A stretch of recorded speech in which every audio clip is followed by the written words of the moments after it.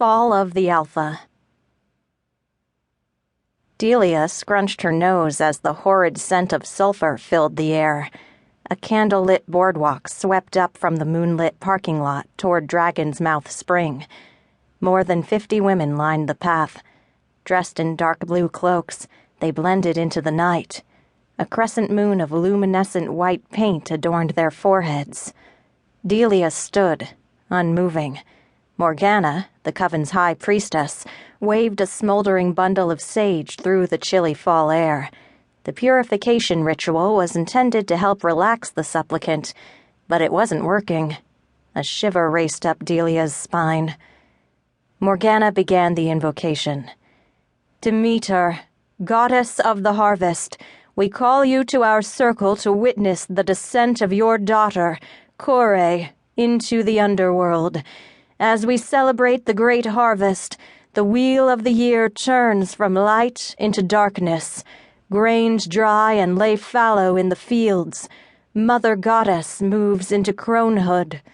In this time of great transformation, the dark god of the underworld calls your daughter to his realm.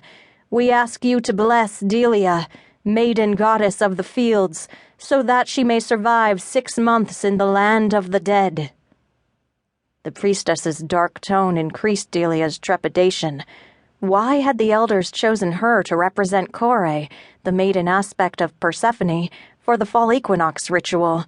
She knew nothing about underworld magic and very little about protection spells. Right now, she desperately needed both. The crone priestesses began a low hum.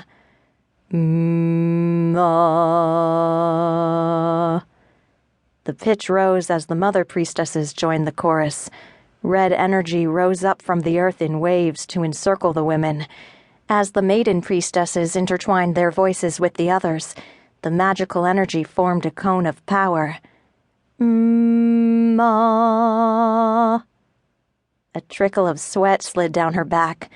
The women's arms rose to channel the energy into Delia. Although she had attended the ceremony the previous year, she had no idea how terrifying it would be to be the chosen priestess. The energy slammed into her. Heat rushed up from her feet to blast through her chakras. Swirling bands of red, orange, and yellow formed a tornado around her. Vibrations racked her body. The women's cries reached a feverish pitch. Morgana took her hand and led her up the long path past the flickering candles and chanting priestesses. When they reached the top of the damp boardwalk, Morgana stopped. Her voice boomed. Behold, the entrance to the underworld. Dragon's Mouth Spring hissed and spit boiling water into the pool surrounding it. Sulphurous steam curled up as an offering to the inky black night. The constant roar of gas, steam, and water infused the geologic feature with dark magic. Delia gasped as an ethereal maiden cloaked in a white gossamer gown emerged from the forest. She recognized Kore, maiden goddess of the underworld. As the goddess strode toward Delia, she took a step back.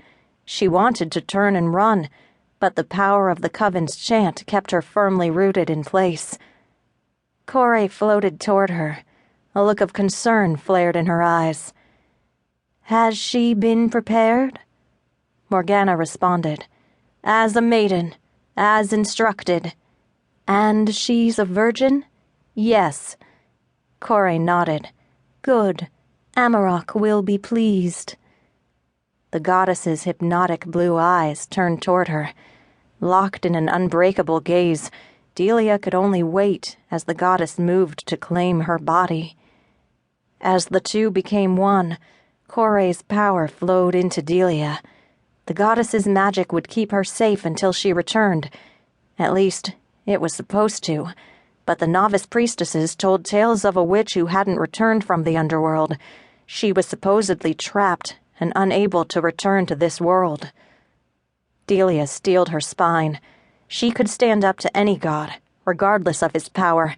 As long as she was imbued with Kore's magic, she'd survive.